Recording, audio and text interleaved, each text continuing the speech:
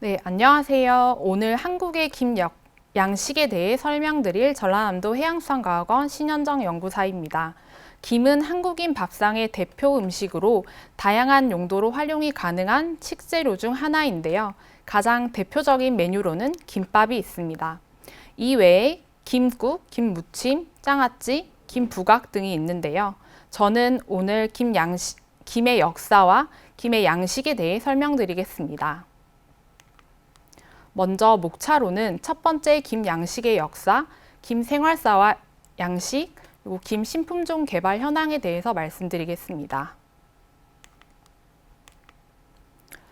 김 양식은 국내 수산 양식업 중 가장 역사가 길다고 알려져 있는데요.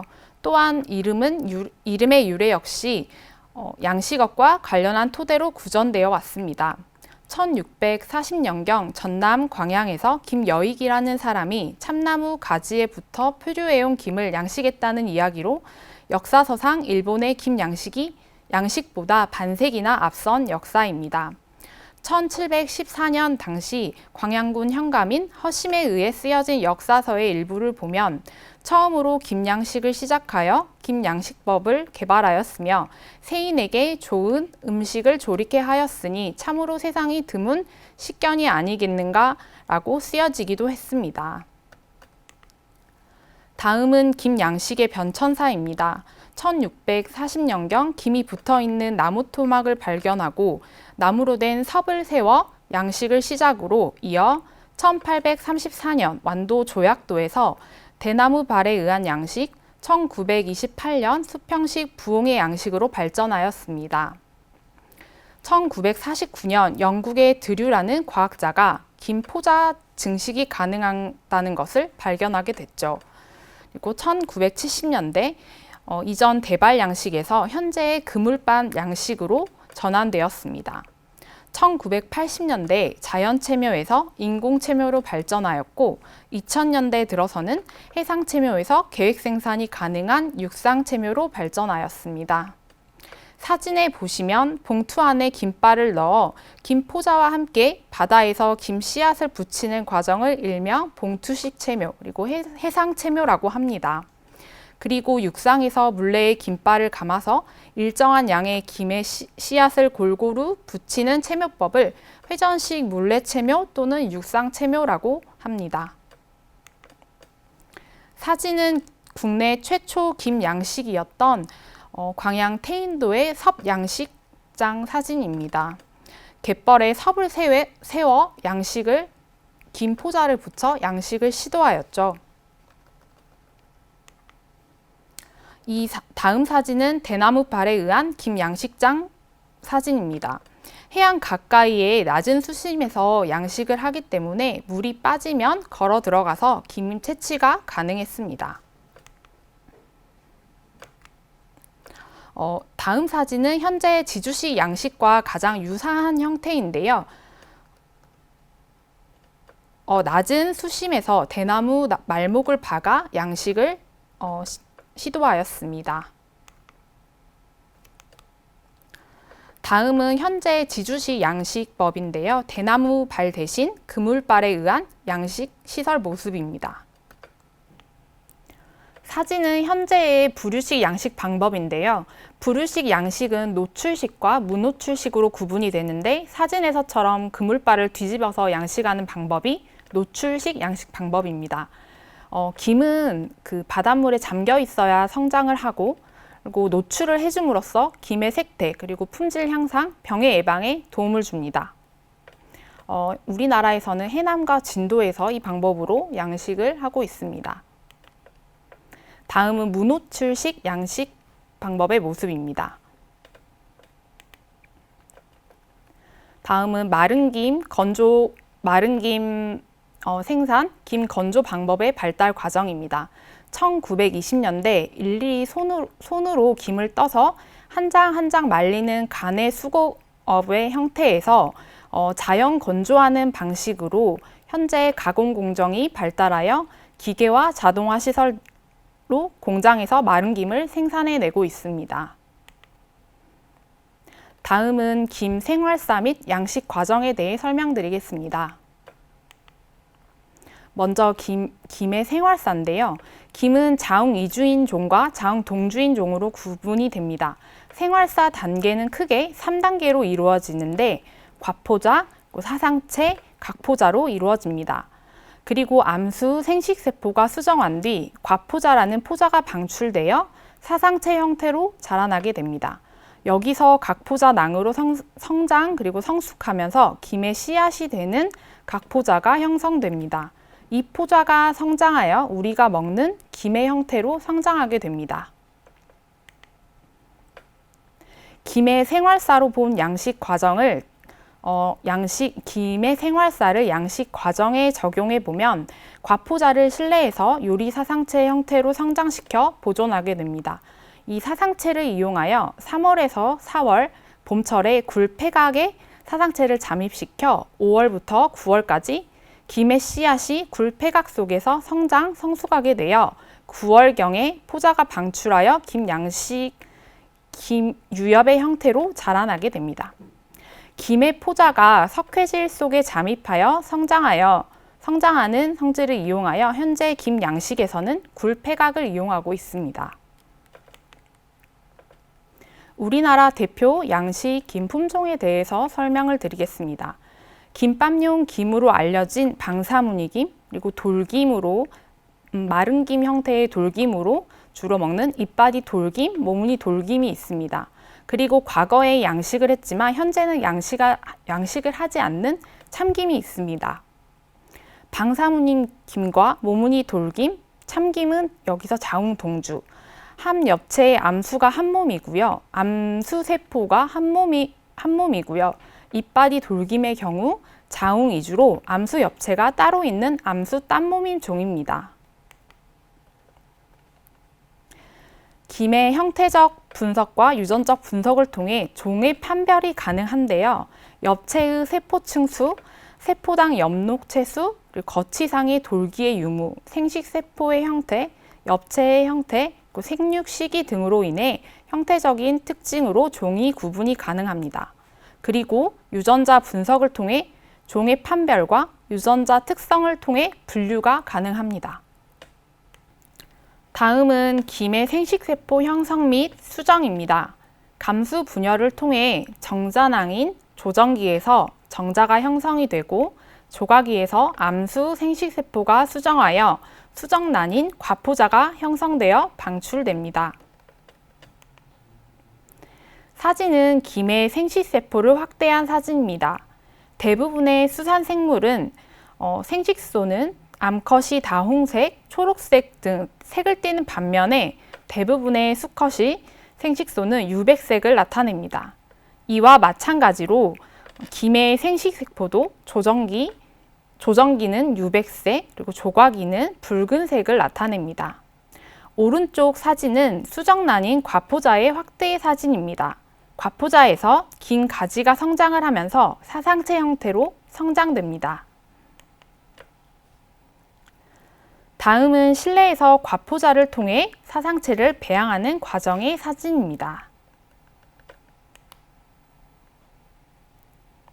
이렇게 성장된 김 사상체는 품종별로 색택이 뚜렷하게 비교가 가능한데요. 이처럼 방사무늬김은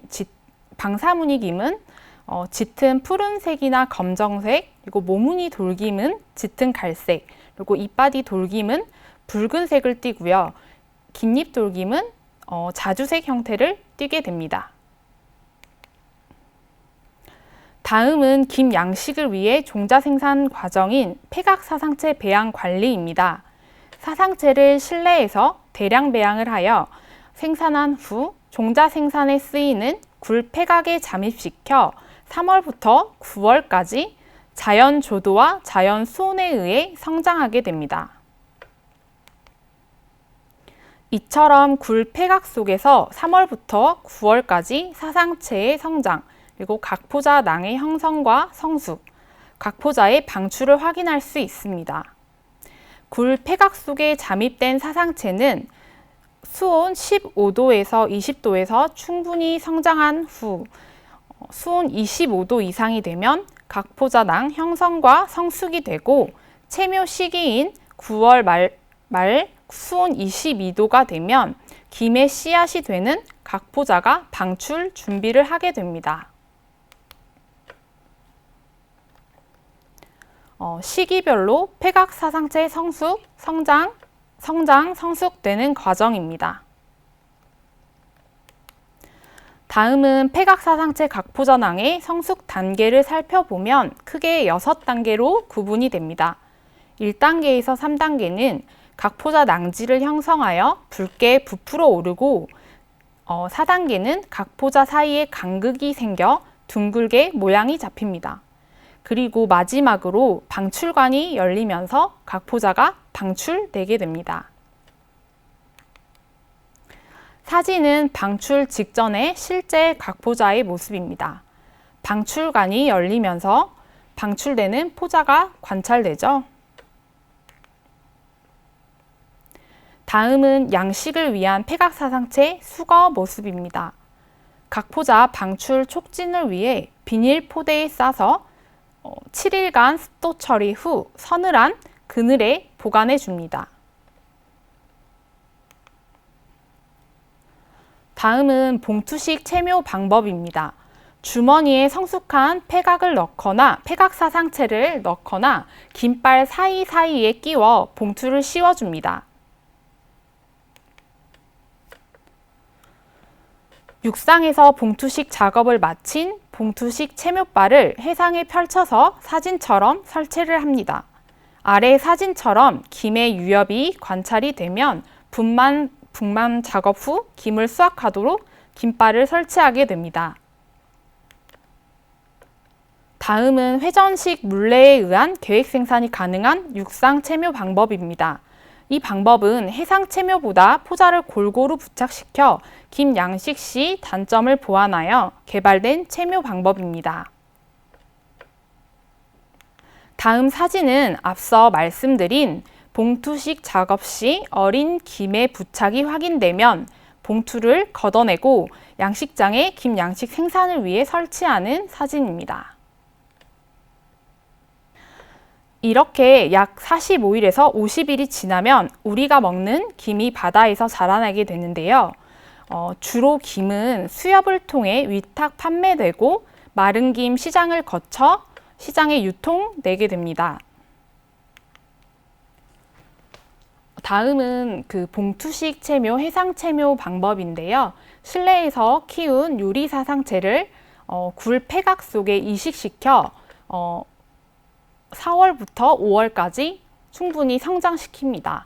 폐각사상체 성숙이 확인되면 봉투식 체묘를 통해 육상에서 봉투식 체묘 작업을 통해 해상에 체묘를 하게 됩니다. 다음은 육상 체묘 과정인데요. 폐각사상체 배양 과정은 봉투식 체묘와 동일하지만 회전식 물레를 이용하고 계획 생산이 가능하다는 점에서 다른 점이 있습니다. 다음은 김 신품종 개발 현황에 대해 설명드리겠습니다. 우리나라는 2012년도에 해조류를 포함한 모든 식물이 유포부 국제식물식품종 보호동맹이라는 국제조약에 가입을 하게 됩니다. 이는 식물 신품종 육성권자의 권리를 보장해주는 제도인데요. 기존의 우리나라의 김 양식을 위해 사용된 김 종자는 대부분이 일본산이었습니다. 때문에 김 양식을 위해 로열티를 주고 사온 종자 가격이 약 30억 가량이었는데요. 이 제도의 선제적 대응을 위해서라도 국내 신품종을 개발해야 했고요. 그리고 다음은 최근 이슈화가 되고 있는 기후변화에 대응하여 고수온 그리고 태풍 등으로 김 양식 피해에 대비해야 했습니다. 또 갯병 및 황백화가 빈번하게 발생하면서 김 가격의 하락 그리고 품질 저하로 이어졌습니다. 또 세계적인 김 수요의 증가로 수출이 확대됨에 따라 고수온 내성이면서 생산량이 많은 우량 종자의 개발이 요구되어 왔습니다. 다음은 신품종 개발 과정입니다. 한 개의 김 품종을 개발되는데 최소 5년에서 7년이 소요됩니다. 자연 서식지에서 우량 엽채를 발견하고 실내 종자 배양과 자체 시험 양식을 2년에서 3년 정도 거치게 됩니다. 이로써 국가에 품종 출원을 하게 되면 재배 심사를 통해 신품종 등록이 되게 됩니다. 이때 신품종 등록이 된 조건이 있는데요. 일반 품종과 구별되는 고유의 특성이 있어야 하는 신규성과 그리고 구별성, 그 종자 생산 기간 동안 폐각의 색택, 각포자의 성숙도와 양식 기간 동안에 엽채의 형태적 특징 등이 일관성이 있어야 하는 균일성을 나타내어야 됩니다. 이 모든 요소들이 재배 심사 기간 동안 동일하게 나타내야 신품종 등록이 가능합니다. 다음은 전남해양수산과학원의 신품종 개발 현황입니다. 국내의 김 신품종은 총 19종이 등록되었는데요. 전남해양수산과학원에서는 5품종을 등록하였습니다. 먼저 방사무늬 김이면서 광엽형 김인 생산성이 매우 우수한 해풍 1호, 그리고 환경 적응력이 강한 자반용 김인 모무늬 돌김 해모돌 1호, 그리고 맛 좋은 김밥용 김인 해풍 2호, 고부가 김인 햇바디 1호가 개발되어 양식 현장에 보급되고 있습니다.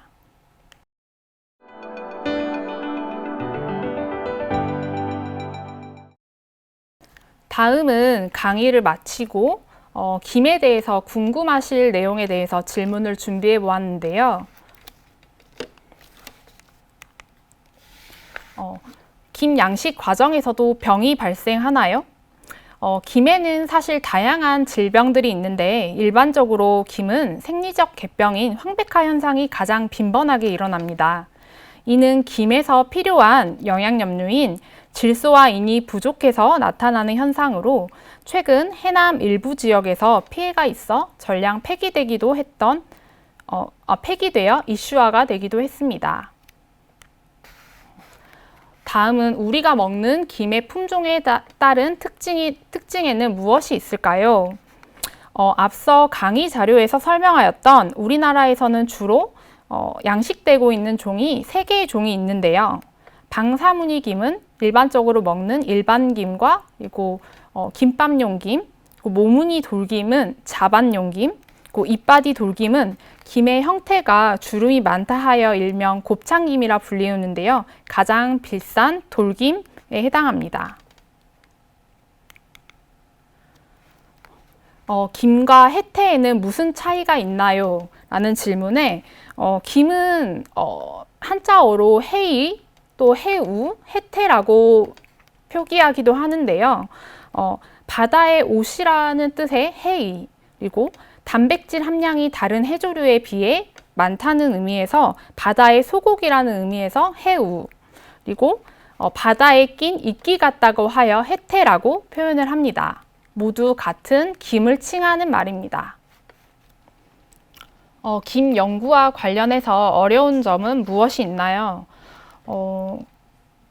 김 연구와 관련된 어려운 점은 5년에서 7년 정도의 오랜 기간이 한 품종이 개발되는데 오랜 기간이 소요가 되는데 전 과정이 육상에서 이루어지는 게 아니라 바다에서 이루어지기 때문에 자연 재해 피해가 오게 되면은 다시 재실험에 들어가게 됩니다. 그러면 또 시간은 또 연장이 되는 거고요.